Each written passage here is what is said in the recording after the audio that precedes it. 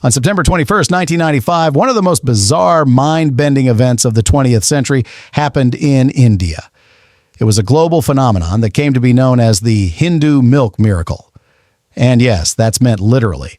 On that day, almost 1 million people across India suddenly rushed into the streets, as if in a collective frenzy, carrying spoons filled with milk. Their goal? To feed the statues of the various gods in the Hindu pantheon, one spoonful at a time. It all started when a young man in India claimed that Ganesha, the elephant-headed god, appeared in his dream and asked for milk. When he held a spoonful of milk to the stone idol, the liquid vanished, seemingly absorbed by the stone. That news went viral in an instant, exploding across the entire country. The next day, schools closed, businesses shut down, and traffic in several major cities came to a standstill. Scientists rushed to debunk the phenomenon, but a tidal wave of devotees, spoons in hand, lined up to join in on feeding the gods. So it seems the gods of Hindu mythology really, really love milk. But what if you ran into a Hindu god in real life and they wanted to grab a bite? What would you even order? Today, we're going to cover the main courses, snacks, and drinks to give you a complete guide on what the gods of Indian and Egyptian mythology eat. Welcome back to the Gods Menu. Honestly, trying to explain what the Hindu gods eat on a daily basis is, well, it's about as abstract as trying to explain the people of that land themselves. It's incredibly complex. Because if you look at other mythologies, the gods have it pretty simple. You either have gods like Pangu and Nua from Chinese myth who are just innately immortal, or you have the Norse gods who just munch on golden apples. But Hindu mythology, it says, nope, not that easy.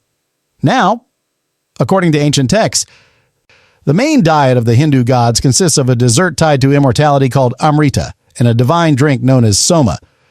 But before we get to that, we need to understand a key concept. The gods in Hinduism have a strict hierarchy. You've got the main gods, led by the Trimurti, Brahma, Vishnu, and Shiva. Then you have the lesser gods and old gods like Indra and Ganesha. Then there are the Asuras, who are often seen as anti-gods. And finally, demigods, like the Yakshas and Rakshasas. The top three, the Trimurti, are basically conceptual gods who have transcended the universe. They don't need to worry about eating or drinking. But once you get down to the level of the lesser gods, things get real. The story goes that the Asuras, representing chaos, and the Devas, representing order, fought for countless eons over the right to rule the universe, but neither side could win. The non-stop war drained their divine powers, and it basically turned into a total slugfest between exhausted opponents. So Vishnu, one of the Trimurti, came up with a plan. He proposed a temporary truce so they could work together to churn the ocean of milk, which represents the very essence of the universe.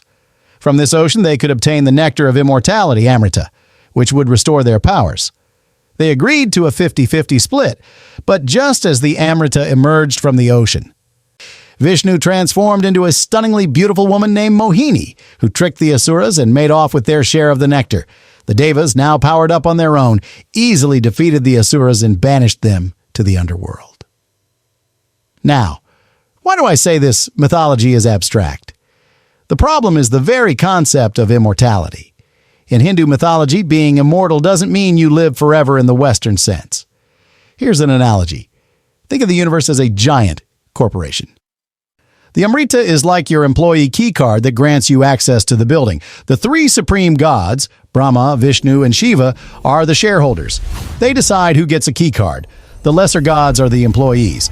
By consuming Amrita, you become an official, full-time employee of this cosmic corp, gaining the legitimate right to help rule the universe. If you don't get Amrita, you can still be immortal, but you're more like an illegal, off-the-books, temp worker. And here's the kicker. This corporation is destined to go bankrupt and shut down due to market forces. In Hindu mythology, this inevitable collapse is called a kalpa, or an aeon. So the Amrita only determines a god's official status within the current cosmic cycle. And if a mortal or an Asura somehow gets a taste of Amrita before the cycle ends, sorry, you still don't get to be an official employee. The shareholders make the rules, and who gets the Amrita was decided from the very beginning. So, long story short, if you ever meet a Hindu god, your safest bet is to offer them a traditional Indian delicacy, golden milk, Just take 200 ml of coconut milk, add a pinch of turmeric powder, black pepper, and other spices, and bring it to a boil over medium heat for 5 to 10 minutes. After turning off the heat, stir in a small amount of ghee until it melts. Finally, add a touch of honey to your liking.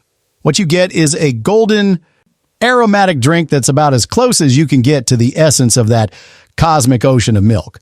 Who knows, maybe Shiva will take a sip and bust out a divine dance for you, or you could serve up a traditional offering called Panchamrita.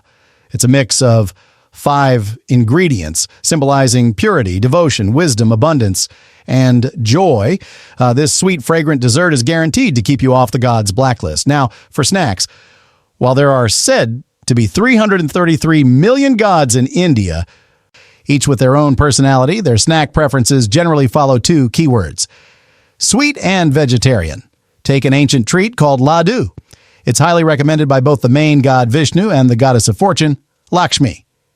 Legend has it that the world once suffered a catastrophic flood when an asura dragged the earth goddess Prithvi to the bottom of the ocean.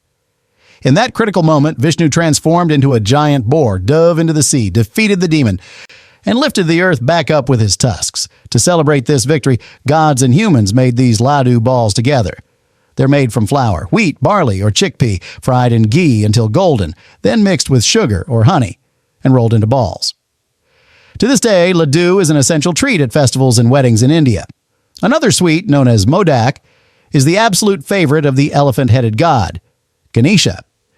In almost every depiction of Ganesha, he's holding a bowl full of Modak.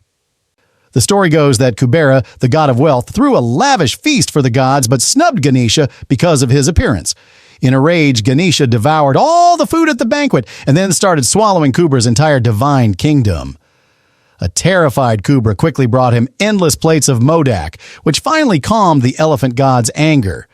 So you can try offering these sweet dumplings as a dessert. They're typically filled with freshly grated coconut and jaggery, then fried or steamed. Even though their main course might have been a sweet drink, the gods won't mind another sweet treat. You'll definitely get a 5-star review. Finally, let's talk drinks. A beverage called Soma is pretty much the one and only designated drink for the Hindu gods. If Amrita is their key to immortality, then Soma is their super-sized power bank. Legend says a giant serpent named Vritra once blocked all the world's waters, causing a devastating drought. It was the god king Indra who, after chugging enormous amounts of Soma, gained the power to slay the serpent in a single blow, allowing the waters to flow and nourish the earth again.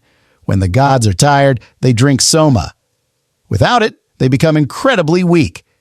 While the exact recipe for Soma is lost to myth, you can make something similar. A traditional Vedic ginger tea. Just boil water with grated ginger, raisins, and black pepper. Add other spices to your taste, a bit of jaggery for sweetness, and a splash of lemon juice at the end.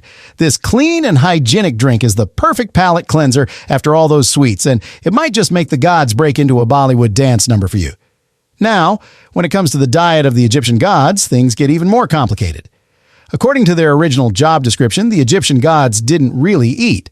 Or rather, their spiritual food was an abstract concept called ma'at, which represents cosmic truth, order, and justice. For the Egyptian gods, their physical forms were temporary, but their souls were eternal. As long as truth existed in the universe, they were immortal. But here's that tricky word again. Immortality. For the Egyptians, immortality wasn't a static, unchanging state. It was a dynamic cycle. Death was a necessary part of eternal life. For example, the god Osiris was famously dismembered by his brother Set. His wife, Isis, gathered his pieces and resurrected him, allowing him to become the lord of the underworld. Every night, the sun god Ra would journey into the underworld on his solar boat to fight off the serpent of chaos, Apophis, ensuring the sun could rise again the next day.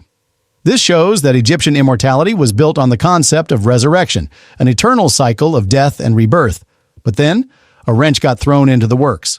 A character we could call a divine troublemaker, Osiris, had a phase where he ruled over Egypt in a human-like physical form before becoming the king of the dead. And this one little detail completely changed the game. Suddenly, the gods who weren't supposed to eat mortal food started thinking, hey, I'll have what the humans are having. It got to the point where one of my colleagues remarked, Why is the Egyptian god's diet the same as the pyramid laborers? So, if we're talking about the staple food of the Egyptian gods, it would have to be humble bread and milk. As the legend goes, Set, the god of chaos, was jealous of his brother Osiris's throne and also lusted after Osiris's wife, Isis, who was also Set's sister. Mythology is messy. In a fit of rage, he dismembered Osiris into 14 pieces. As Isis finally stitched the fragments of her husband back together, barley began to grow from the soil that had been touched by his remains. And in the process of his body decomposing and being brought back, humanity discovered the secret of fermentation, and bread was born. The ancient Egyptians called this death breathing life into being. In some versions of the myth, when Isis and her son Horus went before the council of gods to demand justice, what's the first thing the gods did during a recess? They all sat down together to munch on some bread. So if you want to please the Egyptian gods, you could make them a traditional spiral bread. Just mix flour, salt, water, maybe some goat's milk and dates for sweetness, knead it into a spiral shape resembling the sun disk, let it rise, and bake it. The sun god Ra and his crew would definitely give you a thumbs up. Similarly, while Isis was on the run from Set, she often fed her infant son, Horus, with her own milk. So, a rich, traditional Egyptian milk pudding made by boiling milk, cream, sugar, vanilla, and cornstarch, then chilling it, would surely remind the gods of a mother's love. Now, for snacks. You'd think the gods who had to rely on a resurrected body for their staple food wouldn't even have snacks. But for gods, if you can't get something, you just add a new rule. In Egyptian mythology, any food offered to the gods by priests in a ritual would be spiritually transformed into me'at. So technically, the gods got to eat snacks after all. And if you look at tomb paintings of the gods dining, you'll see their tables suddenly become incredibly lavish, filled with roasted beef, duck, poultry, fruits, vegetables, and cakes. So, in theory, if you met an ancient pharaoh, you could treat him to anything from a Texas BBQ to a spicy Szechuan hot pot, and he'd probably be fine with it. The gods weren't eating the food itself, they were consuming the essence. But there is one major exception. Do not, under any circumstances, offer them fish. Even though ancient Egyptian civilization depended entirely on the Nile River, the story says that when Osiris was cut into pieces, one of those pieces, specifically his manhood, was eaten by a fish in the Nile. Because of this, fish were seen as evil in some myths, or even as direct manifestations of the evil god Set. Finally, let's talk drinks. Beer, with its 5,000-year history in ancient Egypt, naturally takes center stage on the god's menu. And of course, its creation is tied to our divine workhorse, Osiris. After all, if his body became wheat and its decay taught us fermentation, it only makes sense that his blood would become beer, right? Can't let anything go to waste. The process was similar to making bread. A dough of barley or wheat was lightly baked, then crumbled, soaked in water, and left to naturally ferment. Legend has it that the sun god Ra once learned that humanity was plotting against him.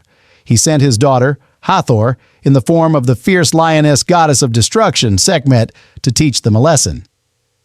But Sekhmet went into a bloodthirsty frenzy and nearly wiped out all of humanity. Even Ra couldn't stop her. Desperate, Ra mixed beer with red ochre to make it look like blood and poured it all over the land. Sekhmet, mistaking it for blood, drank it all, got completely wasted, and her rampage was finally stopped. Wine also has a place at the table. During the Hellenistic period, it was natural to link Osiris, who was already associated with beer, to the Greek god of wine, Dionysus. And according to one story, the reason Set was able to dismember Osiris in the first place was that he got him drunk on wine at a banquet. So the Egyptian gods are basically teaching us a lesson. Drink in moderation. It's bad for your body and your divine form. So if you're hanging out with the gods, having a barbecue, a few glasses of fresh beer or a bottle of fruity wine should be fine. Just make sure you don't get Sekhmet so tipsy that she turns back into a ferocious lioness. And that's the full menu for the gods of India and Egypt. Niche videos like this aren't easy to make, so if you enjoyed this series, please consider liking and commenting to show your support.